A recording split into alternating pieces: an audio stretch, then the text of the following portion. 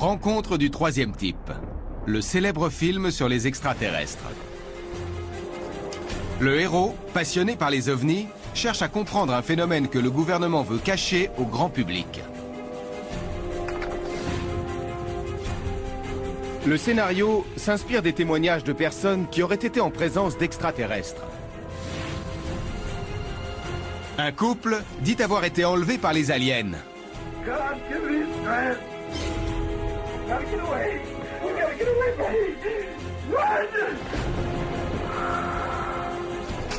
D'autres ont vu des ovnis dans le Michigan au cours de l'hiver 1966.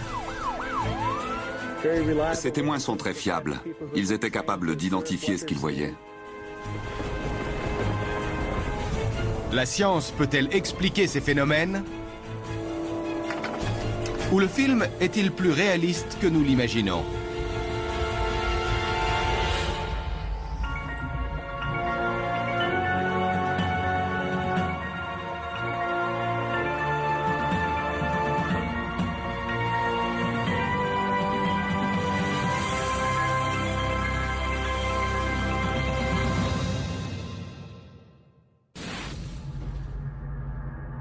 Lors de sa sortie en 1977, Rencontre du troisième type, le film de Steven Spielberg, séduit des millions de spectateurs à travers le monde. Il pose la question qui taraude l'humanité depuis des siècles. Sommes-nous seuls dans l'univers?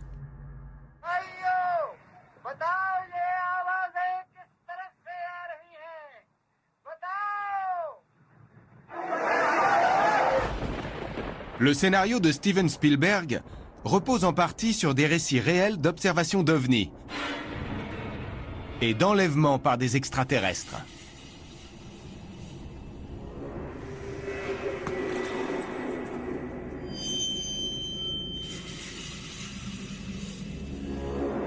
UFOs have been popularized here and abroad for almost 20 years, ever since a pilot named Kenneth Arnold reported seeing some discs and said they looked to him the way saucers would if you skimmed them across water.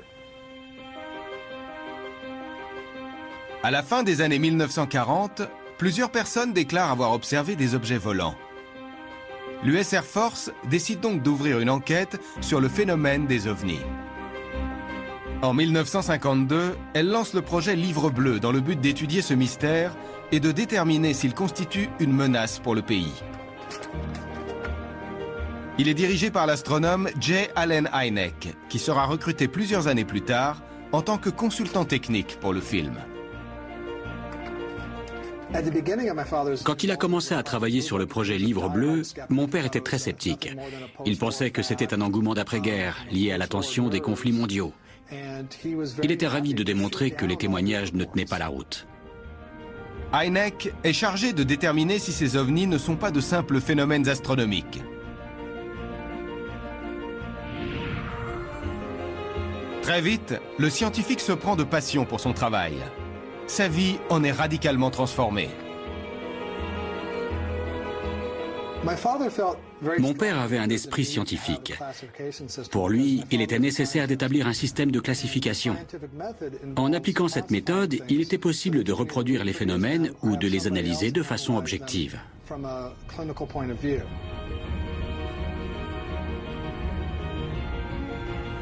Hynek met au point un système de classement qui inspirera le titre du film de Spielberg.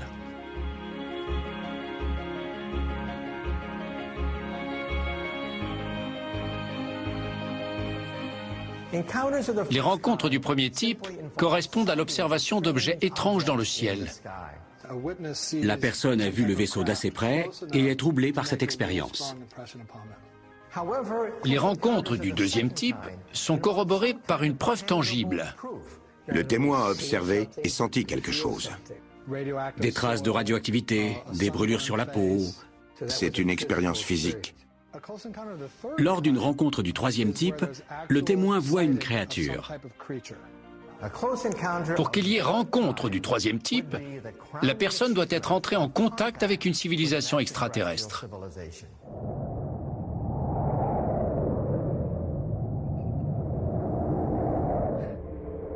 Dans le film, les ovnis filent comme l'éclair dans le ciel de l'Indiana. Des agents de la police locale tentent de les rattraper.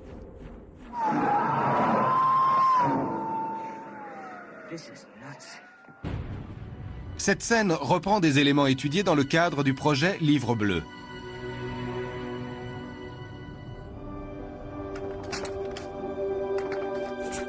The great flying saucer mystery of 1966 began here, near Dexter, Michigan, late in March. No one photographed it, but Sergeant Newell Schneider of the Sheriff's Office remembered it well enough to draw it. No, it moved very rapidly. If I could change and go to the right or the left or go crossways without hesitating a bit. What do you think it was? Well, if they call it a flying saucer, that's what it is. 50 ans plus tard, le sergent Newell Schneider est toujours convaincu d'avoir vu des ovnis.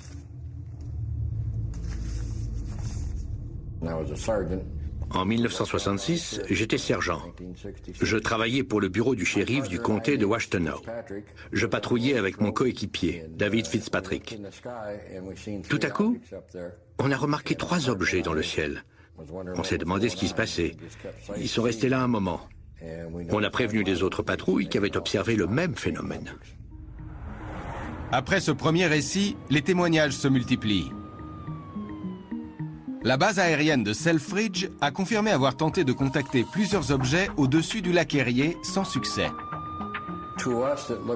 C'était un objet en forme de cigare, équipé de projecteurs et qui se déplaçait à une vitesse étonnante. Il était tellement rapide qu'il ne pouvait pas avoir été fabriqué par l'homme. Douglas Harvey, à l'époque shérif du comté de Washtenaw, n'a rien oublié de ces événements. Cette semaine-là, un habitant de la rue McGuinness nous a raconté qu'il avait vu une sorte de soucoupe volante depuis son jardin. C'était un homme discret qui n'avait jamais cherché à se faire remarquer. D'ailleurs, il ne voulait tirer aucune notoriété de cette histoire.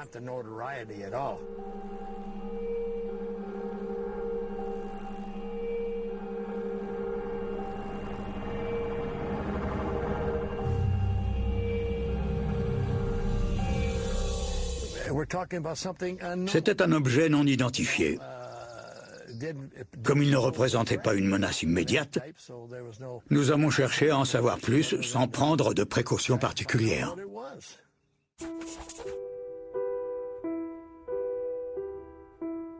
Étant donné le nombre important d'observations, l'Air Force demande au professeur Hynek d'enquêter sur place.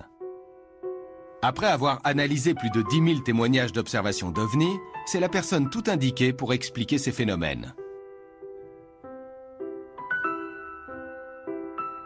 Le 22 mars 1966, le Club de la presse de Détroit organise la plus grande réunion de son histoire. Tout le monde attend avec impatience que Hynek dévoile les conclusions de son enquête. Dr. Hynek agreed that the good citizens of Michigan had seen something in the marshlands. He thought they had seen marsh gas. The illusion of motion frequently is given by the fact that a little bit of swamp light appears here, it goes out, another one appears over here, that goes out, but the illusion as viewed from a distance is that the objects have moved back and forth.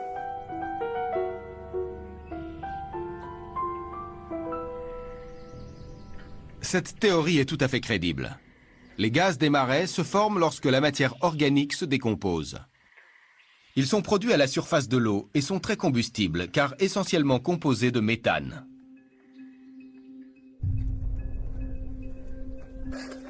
Lors de cette expérience, des scientifiques vont reproduire les effets de la combustion des gaz des marais devant les personnes qui affirment avoir observé des ovnis en 1966. Tracy Stevenson, le directeur du laboratoire de l'Université du Michigan, va simuler l'inflammation de gaz des marais.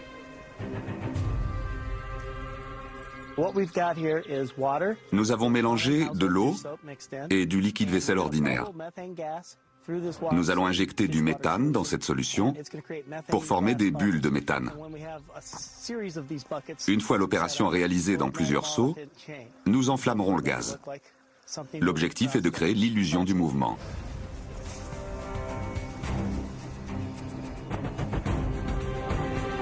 L'équipe attend la tombée de la nuit pour déclencher la réaction en chaîne.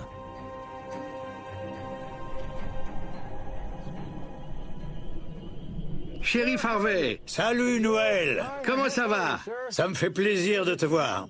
Le sergent Newell Schneider et Douglas Harvey, l'ancien shérif, se tiennent à 150 mètres des scientifiques, de l'autre côté du lac. Prêt?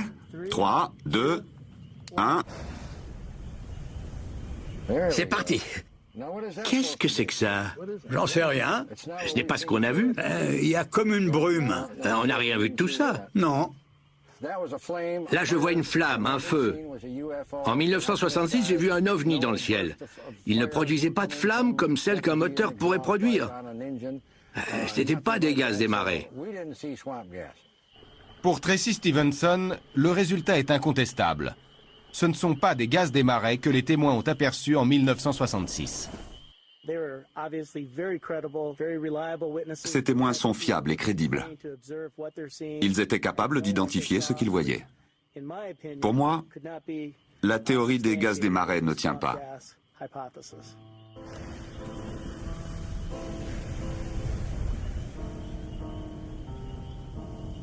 En 1966, le rapport officiel de Hynek ne satisfait pas les témoins des phénomènes.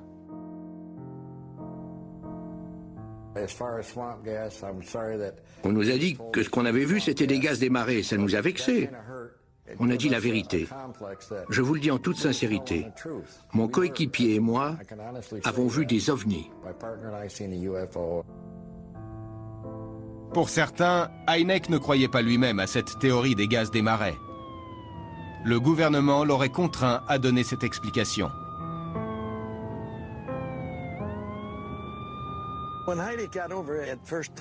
Dans un premier temps, Hynek m'a expliqué qu'il ne savait pas du tout ce qu'on avait vu. Ensuite, il a passé un coup de fil à Washington. J'ai pas entendu ce qu'il s'est dit. Après avoir raccroché, il m'a rejoint et m'a dit « Mauvaise nouvelle. Ce sont des gaz des marais que vos hommes ont aperçus. » Le shérif n'en revenait pas. Là, Hynek a expliqué qu'on lui avait donné l'ordre de présenter cette explication au public. Et ça s'est arrêté là.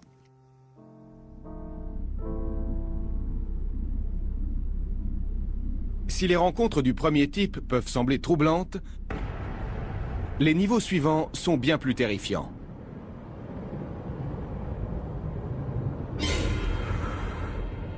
Un phénomène est présenté dans le film de Spielberg et dans de nombreuses productions hollywoodiennes. Il s'agit de l'enlèvement par des extraterrestres.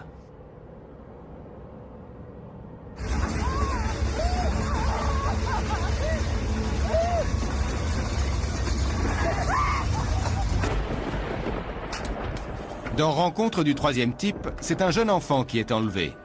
Cette scène glaçante a été inspirée d'un témoignage réel.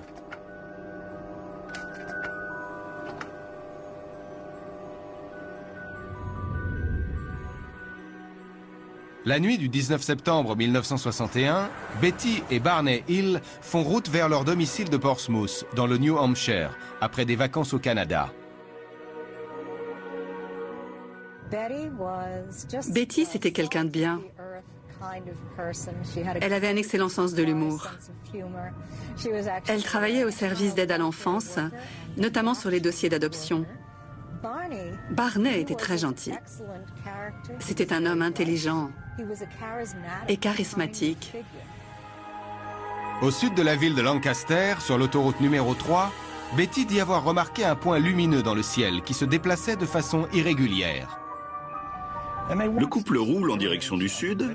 Betty dit à Barney que cette lumière l'intrigue, mais il n'y trouve rien d'anormal. Pour lui, c'est un avion. Mais la lumière bouge d'une manière de plus en plus étrange. Betty demande à Barney de s'arrêter. Ce qu'il dit avoir vu ce soir-là le hantera jusqu'à la fin de ses jours. Barney a vu des créatures dans le vaisseau. Quand il a aperçu des êtres à travers les hublots du vaisseau, il a pris peur. Il a couru vers la voiture et s'est empressé de repartir. Il a dit à Betty, « Ils nous ont vus et ils se dirigent vers nous. »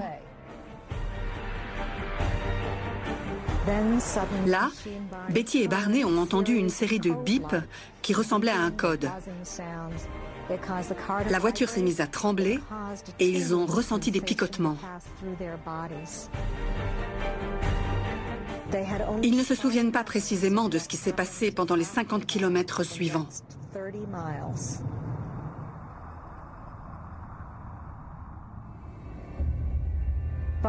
Sans savoir pourquoi, Barney a brusquement pris un virage. Là, ils ont vu une boule de feu face à eux. La route était barrée. Ils ont entendu d'autres bruits et ont vraiment repris connaissance. Un panneau sur la route indiquait la distance de la ville de Concorde. Ils en étaient beaucoup plus près qu'ils l'avaient imaginé. Ils sont arrivés chez eux à 5 heures du matin, alors que, d'après leurs calculs, ils auraient dû y être vers 3 heures. 3 ans plus tard, au cours d'une séance d'hypnose, les Hill comprennent ce qui leur est arrivé. Leur témoignage est devenu le récit classique d'une rencontre du troisième type.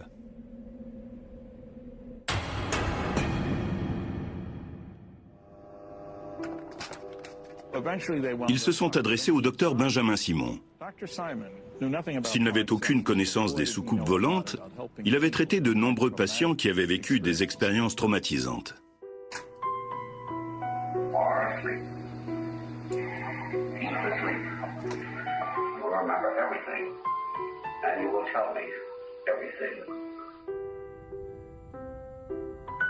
Après plusieurs semaines de travail, le docteur Simon parvient à déterminer ce que les Hill ont vu 3 ans plus tôt. Le couple semble se rappeler ce qui s'est passé pendant les quelques heures dont ils n'avaient pourtant aucun souvenir lorsqu'ils sont rentrés chez eux. Le médecin enregistre toutes les séances. It's all right now. You're safe here. Tell me about the men on the road.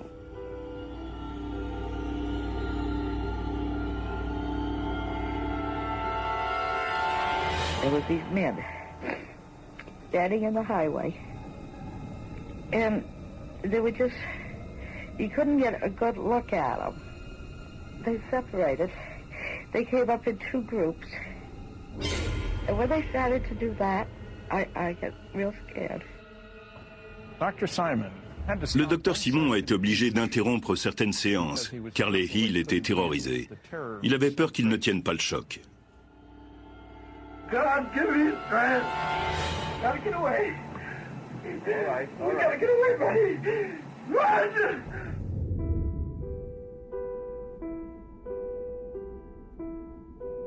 Au terme de ces séances d'hypnose, les Hill comprennent qu'ils ont été enlevés par des extraterrestres qui les ont emmenés à bord de leur vaisseau et ont conduit des expériences sur eux.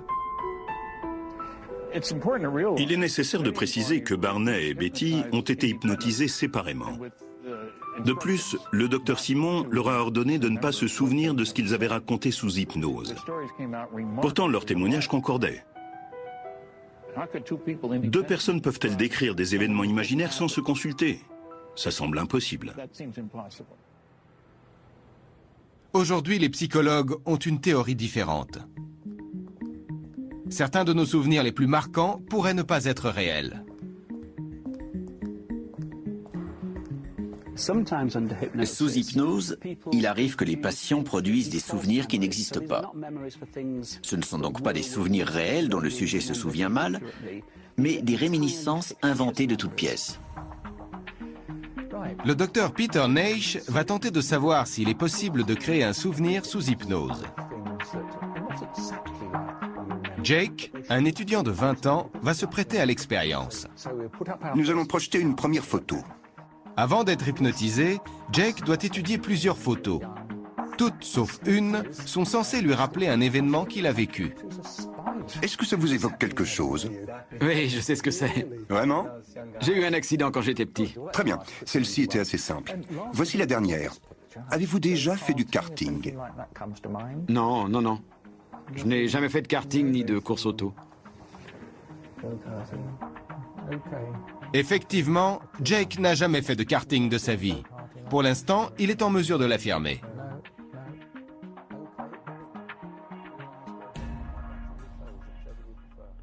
Mais une fois sous hypnose, son récit change. Avez-vous déjà fait du karting? Je me souviens que ma mère était là. On était en Irlande ou en France. C'était donc un parcours pour enfants puisque vous étiez petit. Oui.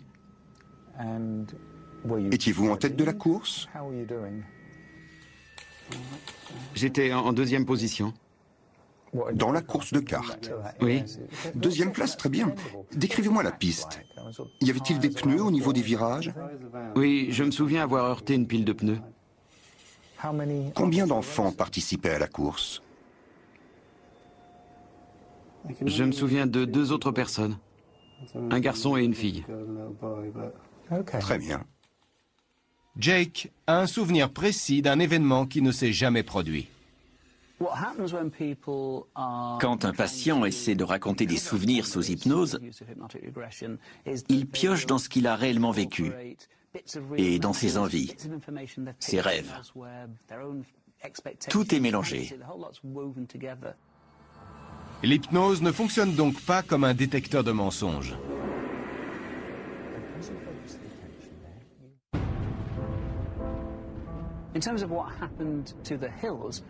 Les Hill étaient certainement persuadés d'avoir vu un ovni sur cette route, en plein milieu de la nuit.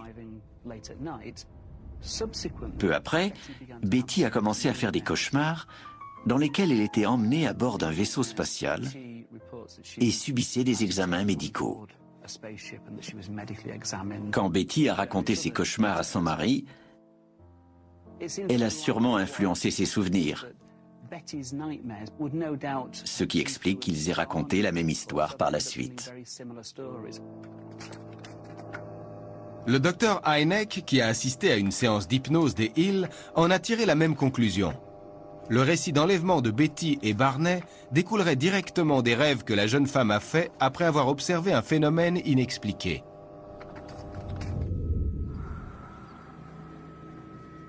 Nous ne saurons probablement jamais ce qui est arrivé aux Hill ce soir-là. Pourtant, la description qu'ils ont donnée de l'expérience, l'enlèvement, les examens médicaux et la libération ont été repris dans de nombreux films.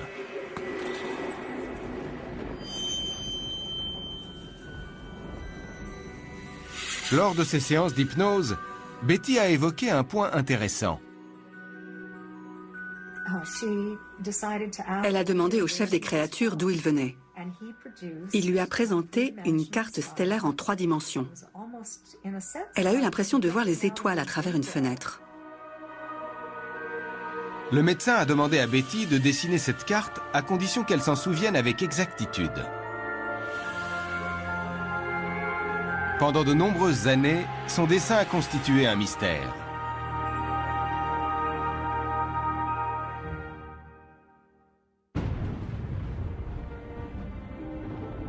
En 1965, 4 ans après leur expérience, le témoignage des Hill fait les gros titres. Un journaliste local s'est procuré les enregistrements des séances d'hypnose du couple. Un an plus tard, le livre de John G. Fuller, intitulé « Le voyage interrompu », est en tête des ventes.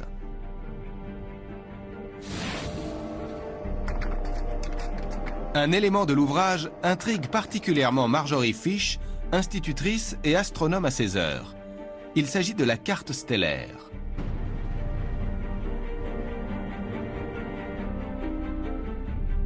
Élaborée par Betty Hill sur les conseils de son médecin en dehors d'une séance, cette carte détaillerait l'itinéraire vers le système solaire des extraterrestres. Marjorie Fish a lu le livre de John Fuller. Malgré ses doutes, elle s'est dit que si cet enlèvement avait bien eu lieu, elle devrait être capable de localiser ces étoiles dans notre galaxie.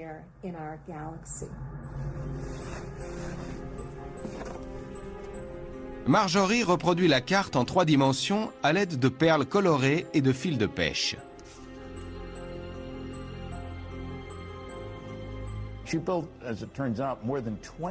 Elle a construit plus de 20 maquettes de notre galaxie. Les perles accrochées à du fil de pêche représentaient les différentes étoiles.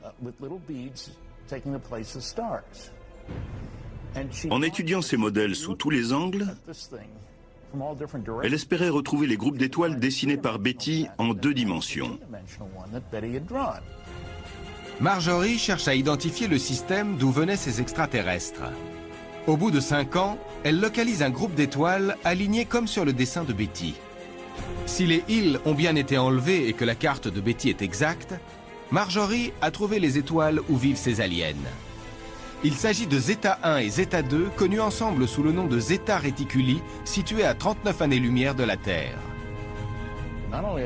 Ce sont des naines jaunes, comme le Soleil.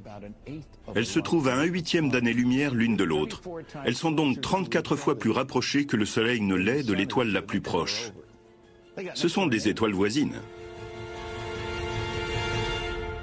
50 ans plus tard, les connaissances en matière d'astronomie ont beaucoup évolué. Grâce à l'informatique, il est possible de reproduire la carte de Betty en 3 dimensions en quelques minutes seulement.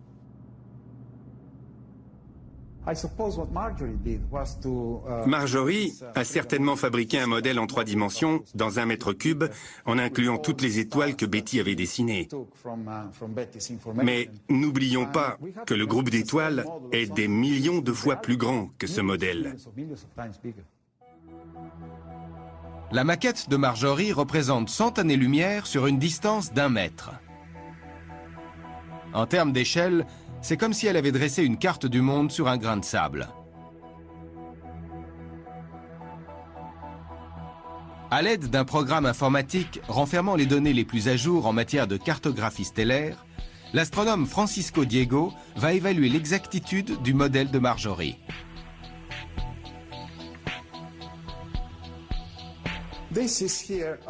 Voici une représentation en 2 dimensions de la maquette de Marjorie. Les étoiles principales sont Zeta 2 et Zeta 1. Le Soleil est ici. Voilà Alpha Mencey, Gliese 86. Nous allons maintenant pouvoir comparer ce modèle avec la carte établie par notre ordinateur.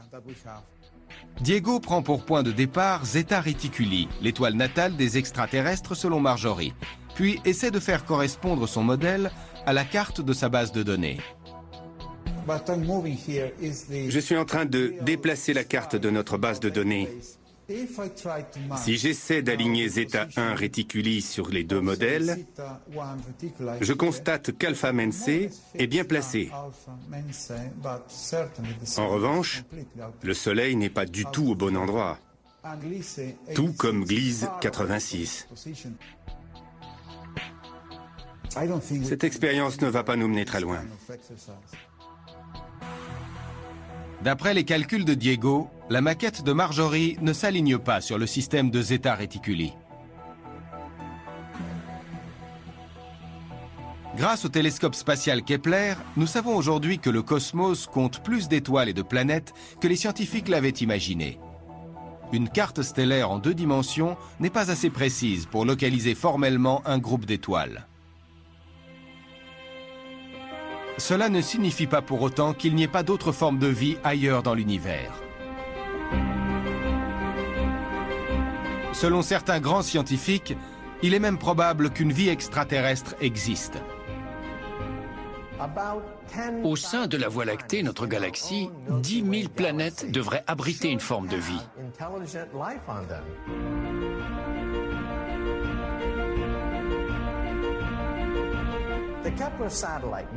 Le satellite Kepler nous a permis de procéder au premier recensement de notre galaxie. Une étoile sur 200 a dans son orbite des planètes dont l'environnement est propice à la vie. Le calcul est simple. Dans la Voie lactée, on compte plus de 100 milliards d'étoiles. Parmi elles, certaines sont semblables au Soleil. Parmi ce groupe, certaines ont en orbite des planètes ressemblant à la Terre. Quand on calcule les probabilités de l'existence de la vie, le résultat est clair.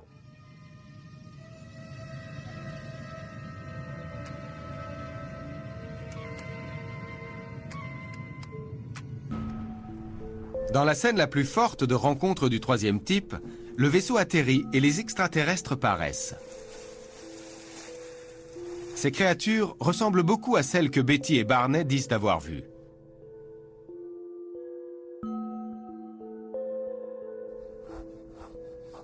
C'est le chef décorateur, Joe Alves, qui a conçu ces personnages. Son travail lui a valu une nomination aux Oscars. Je me suis beaucoup documenté. J'ai contacté différentes personnes qui affirmaient avoir observé des ovnis ou des extraterrestres. La description était toujours similaire. Une grosse tête, de grands yeux, un nez inexistant et une petite bouche. Le portrait était toujours le même. Je n'ai eu aucune difficulté à le dessiner. C'est de ça que je me suis inspiré pour les aliens du film.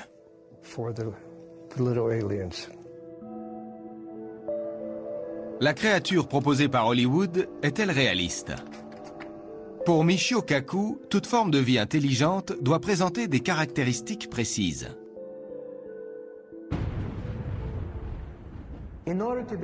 Trois ingrédients sont indispensables à l'intelligence. Tout d'abord, la perception visuelle de la distance et de la profondeur. Avec la capacité visuelle d'un chasseur, on est avantagé. Il faut également un pouce, une tentacule ou une patte, un membre qui permette de saisir, de manipuler. En dernier lieu, il faut avoir un langage, une culture pour communiquer des informations et coordonner des activités.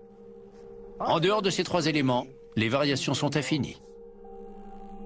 Si une espèce intelligente existe ailleurs dans la galaxie, comment pourrait-elle se rendre sur Terre? Dans les films, les vaisseaux spatiaux peuvent atteindre la vitesse de la lumière à l'aide d'une simple commande. Mais la réalité est plus complexe.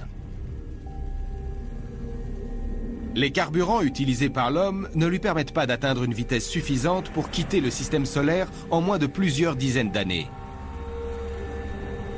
Mais grâce au progrès dans le domaine de la fusion nucléaire, il sera un jour possible d'effectuer des voyages interstellaires.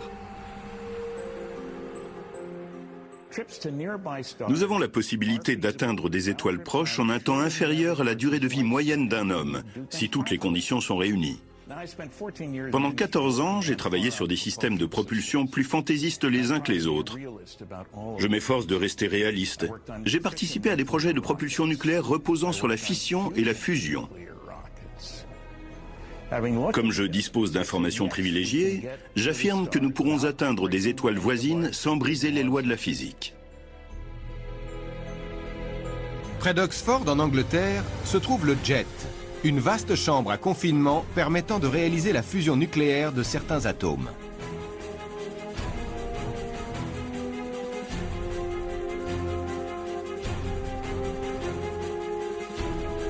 Notre Soleil est alimenté grâce à la fusion.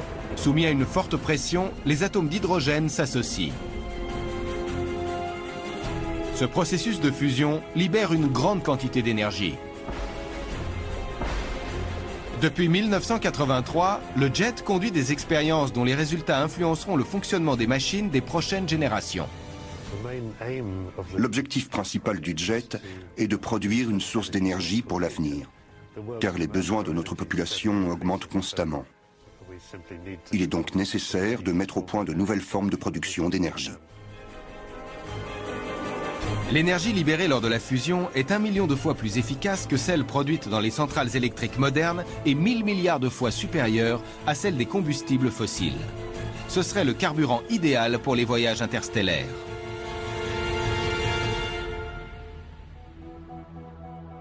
Mais nous devrons relever des défis autrement plus difficiles pour quitter notre galaxie. Il nous faudra atteindre une vitesse supérieure à celle de l'élément le plus rapide de l'univers, la lumière.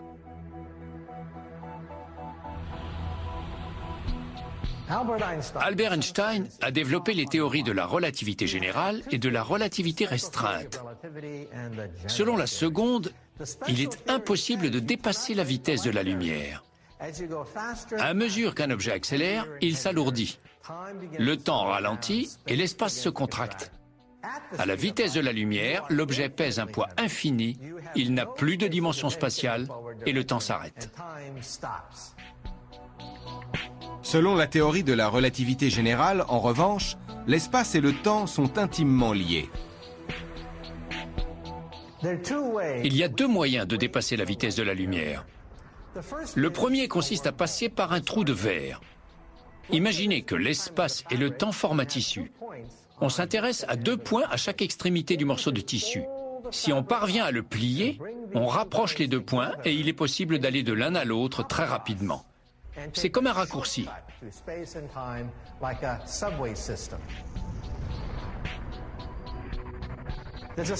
Il existe une deuxième méthode. Si l'espace et le temps sont un tissu, on peut le comprimer face à nous et l'étendre derrière nous. Dans ce cas, on ne se déplace même pas. Ce sont les étoiles qui viennent à nous.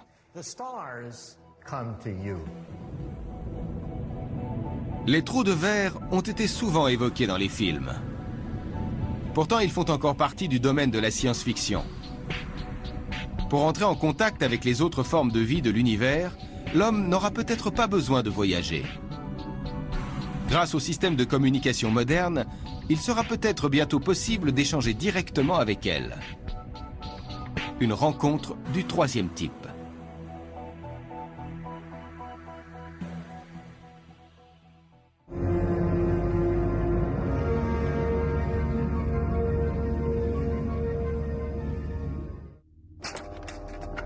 Dans la séquence la plus marquante du film, le vaisseau extraterrestre atterrit et les créatures avancent vers les hommes.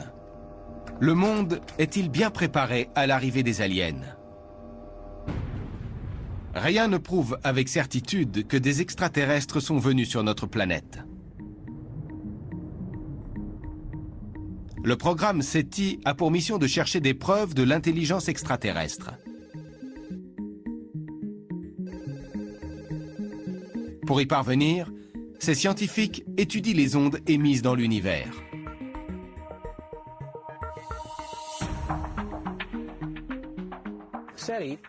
Le programme SETI comprend une série de projets dont l'objectif est de trouver une vie extraterrestre, et notamment une forme de vie intelligente.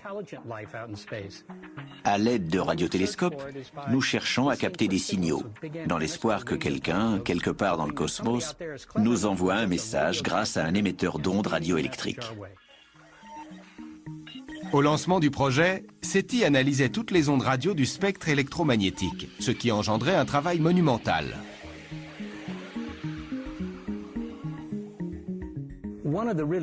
La difficulté principale pour SETI est de séparer le bon grain de l'ivraie, de distinguer les signaux susceptibles d'avoir été émis par des extraterrestres de ceux envoyés depuis la Terre. Par exemple, nous nous sommes aperçus qu'un micro-ondes avait été installé dans la salle d'observation de notre antenne en Australie. Il produisait beaucoup d'interférences. Nous en avons vite identifié la source. Les ondes apparaissaient toujours au même endroit et surtout au moment du déjeuner. Grâce aux progrès technologiques, les scientifiques de SETI peuvent se concentrer sur les planètes habitables de la galaxie. Et si le projet SETI obtient de nouveaux financements, il pourra analyser les ondes d'un plus grand nombre d'étoiles. Et dans quelques dizaines d'années, nous trouverons peut-être ce qui nous intrigue tant et entrer en contact avec une civilisation extraterrestre. Une fois que nous aurons la preuve de l'existence d'une forme de vie intelligente, que ferons-nous? Les programmes de SETI pourraient capter un message très bientôt, mais nous ne sommes pas prêts à y répondre.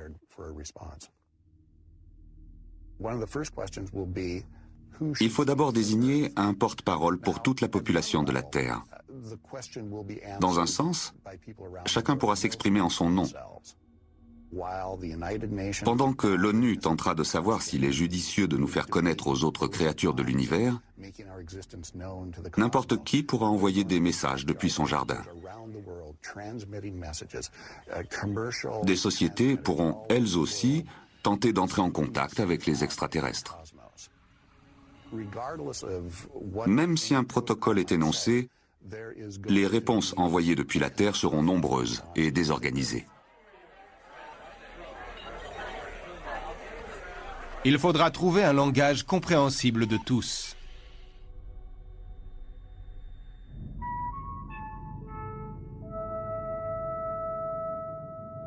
La célèbre série de 5 notes, composée par John Williams, est une pure invention scénaristique. Mais elle ne semble pas complètement absurde aux yeux des scientifiques. Nous pourrions tout à fait envoyer un message construit comme une mélodie. Après tout, la musique a une structure mathématique.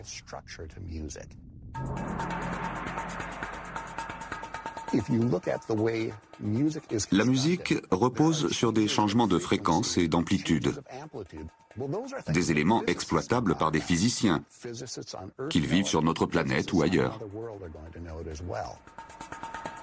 La musique suit des schémas bien établis, qui peuvent être transcrits en chiffres et contenir un message simple dont la clé de déchiffrage serait les mathématiques.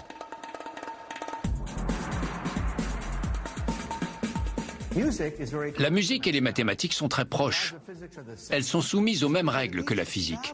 Nous pourrions donc concevoir un mode de communication fondé sur les mathématiques, la musique et la physique pour ouvrir un dialogue sur l'éthique et les valeurs de chaque civilisation. Mais cet échange interviendrait dans un deuxième temps. CBS reports, UFO, friend, foe, or fantasy, fact or fiction, myth, menace, or march gas. This is an age when scientific and technological developments are rapidly making yesterday's fiction fact. Si dans Rencontre du troisième type, les aliens sont des créatures pacifiques, d'autres films en font les ennemis de notre planète. La science-fiction a le mérite de poser une question clé: serait-il prudent de contacter les civilisations extraterrestres? Selon Stephen Hawking, il faudrait éviter tout contact. Qui sait, peut-être que les extraterrestres convoitent certaines de nos ressources. Pour moi, ça ne tient pas la route. Les éléments présents sur Terre existent partout dans l'univers, et certainement sur des étoiles plus proches des systèmes où vivent ces extraterrestres.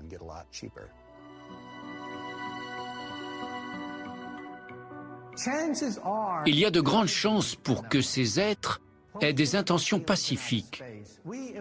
Nous imaginons les extraterrestres à travers le prisme de nos peurs et de nos valeurs.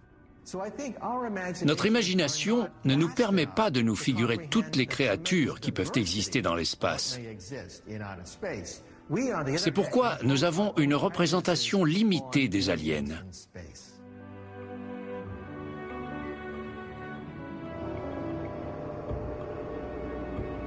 En 18 ans, le projet Livre bleu de l'US Air Force a étudié 12 618 témoignages d'observation d'OVNI.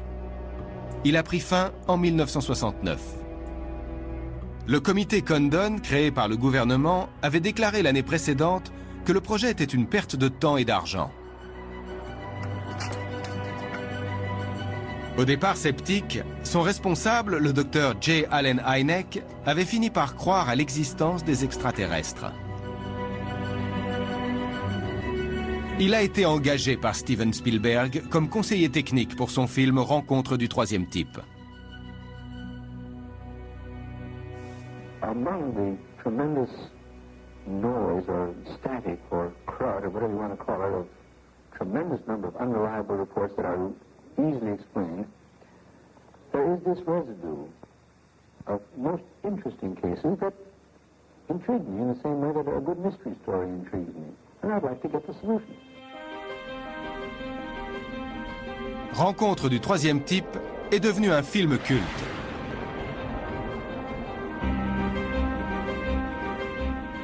Plus de 30 ans après sa sortie, les progrès en matière de communication, d'astronomie et de physique quantique pourraient bien expliquer le mystère de ces phénomènes. L'homme est hanté par quelques questions dont il n'a pas la réponse. Y a-t-il une vie après la mort? Dieu existe-t-il? Sommes-nous seuls dans l'univers? L'histoire de l'humanité serait complètement bouleversée si l'on parvenait à communiquer avec des extraterrestres. Cela aurait des conséquences sur les plans théologiques, religieux, philosophiques et scientifiques. S'ils réussissent à nous contacter, c'est qu'ils ont des milliers d'années d'avance sur nous. Que les témoignages d'observation d'OVNI soient fondés ou non, les efforts déployés pour expliquer certains phénomènes pourraient nous aider à mieux comprendre notre place dans l'univers. En entrant en contact avec d'autres civilisations, on porte un regard différent sur nous-mêmes. Le but n'est pas seulement de découvrir de nouvelles étoiles ou des créatures extraterrestres, mais d'en savoir plus sur l'homme. Et finalement, c'est le plus important.